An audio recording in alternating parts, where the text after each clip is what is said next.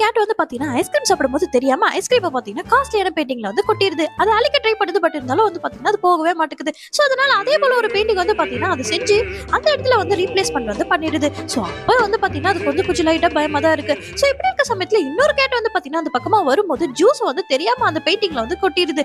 இப்ப அந்த பயந்து போன கேட் வந்து பாத்தீங்கன்னா அது தொடக்க ட்ரை பண்ணுது. பட் இருந்தாலும் அது கரை போகவே மாட்டேங்குது. சோ இதனால பயந்து போன அது வந்து பாத்தீங்கன்னா மறுபடியும் இதே போல ஒரு அழகான ஒரு பெயிண்டிங் வந்து பாத்தீங்கன்னா செஞ்சு இப்ப அந்த இடத்துல வந்து பாத்தீங்கன்னா ரீப்ளேஸ் பண்ணிடுது.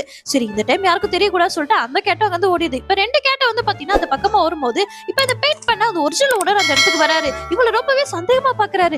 இப்ப 2 பேருமே வந்து பாத்தீங்கன்னா ரொம்பவே பயப்படுறாங்க. இது கண்டுபிடிச்சிருவாங்களோ அப்படின்னு சொல்லிட்டு. பட் ஆக்சுவலி வந்து பாத்தீங்கன்னா ஒரு செல்ஃபி எடுக்கதான் இவ்வளவு அக்கப்புறம் வந்து பண்ணிருப்பாரு. அது மாதிரி எடுத்துட்டு இருக்கும்போது கீழே விழுந்துறாரு. அந்த பெயிண்டிங்கும் சேர்த்து பாத்தீங்கன்னா கிழிச்சிடுறாரு. இப்ப பயந்து போனவங்க அவங்க எல்லாம் வந்து பாத்தீங்கன்னா கலாச்சி சிரிச்சிட போறாங்க அப்படின்றதுக்காக மறுபடியும் வந்து பாத்தீங்கன்னா ஒரு புது பெயிண்டிங் செஞ்சு இப்ப அந்த பெயிண்டிங் எடுத்துட்டு புது பெயிண்டிங் அந்த இடத்துல வச்சிடுறாரு. சோ மொத்தத்துல யாருமே மாட்டல.